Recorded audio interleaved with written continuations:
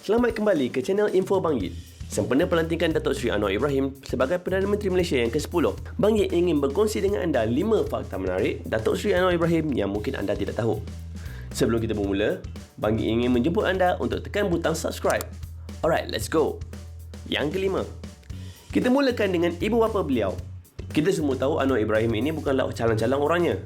Ini kerana ibu bapa beliau merupakan individu yang hebat kerana bapanya, Datuk Haji Ibrahim Abdul Rahman, adalah bekas ahli parlimen dan setiausaha parlimen Kementerian Kesihatan.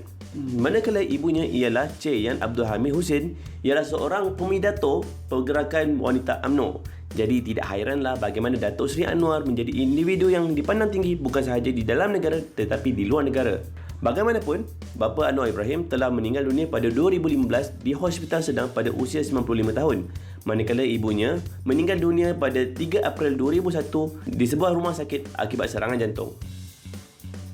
Yang keempat, Anwar Ibrahim pernah dicabar Presiden Amanah yang terkini, Muhammad Sabu.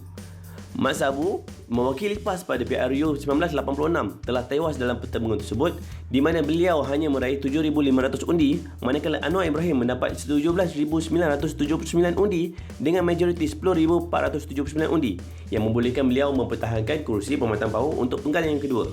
Namun sejak Anwar Ibrahim diturunkan dari menjadi Timbalan Perdana Menteri pada tahun 1999, beliau menubuhkan Barisan Alternatif yang menggabungkan PAS, Parti Keadilan Nasional, DAP dan Parti Rakyat Malaysia yang secara tidak langsung bekerjasama dengan YB Mat Sabu. Sejak dari itu, Anwar dan Mat Sabu sentiasa bekerjasama meskipun terpaksa melalui beberapa fasa perpecahan seperti perpecahan Barisan Alternatif dan PAS yang menyebabkan tertubuhnya Parti Amanah Negara yang kini dikenali sebagai Amanah.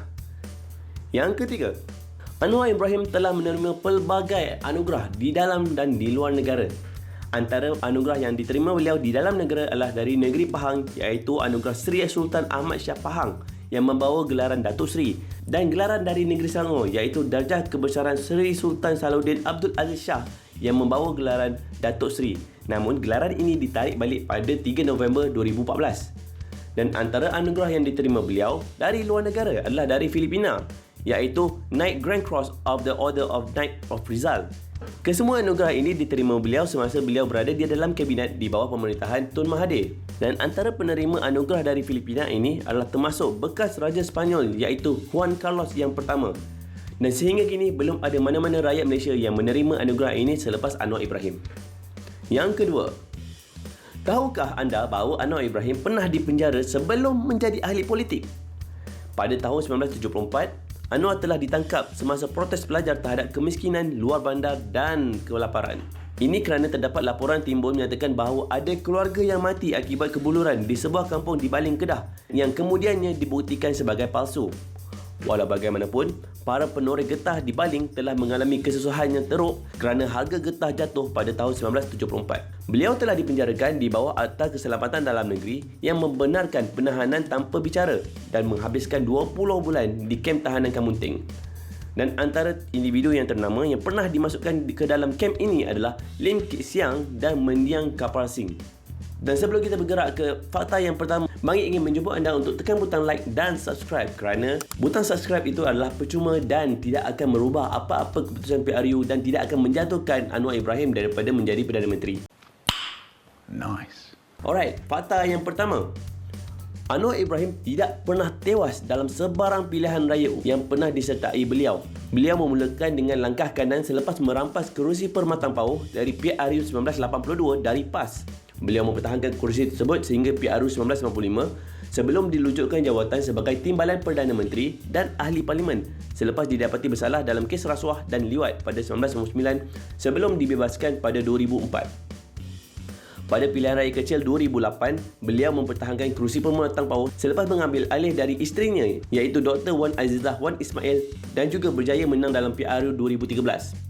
Selepas itu, sekali lagi beliau dipenjara atas tuduhan melewat bekas pembantunya Saiful Bukhari Azlan yang menggagalkan beliau dari bertanding dalam kerusi PRK Kajang yang dikenali sebagai Langkah Kajang, di mana beliau dijangka akan menang besar. Tempat beliau diganti oleh Wan Azizah. PRK Port Dickson 2018 dijalankan selepas bagi memberi laluan kepada Anwar Ibrahim yang dibebaskan dari penjara setelah mendapat pengampunan diraja. Beliau dicabar oleh 6 calon lain termasuk calon PAS iaitu Muhammad Nazri Mukhtar, bekas Menteri Wilayah dan bekas Naib Presiden UMNO iaitu Muhammad Isa Abdul Samad yang bertanding sebagai calon bebas, dan bekas pembantunya Saiful Bukhari Adlan namun tidak menerima sebarang tentangan selepas memenangi dengan majoriti besar iaitu sebanyak 23,560 undi.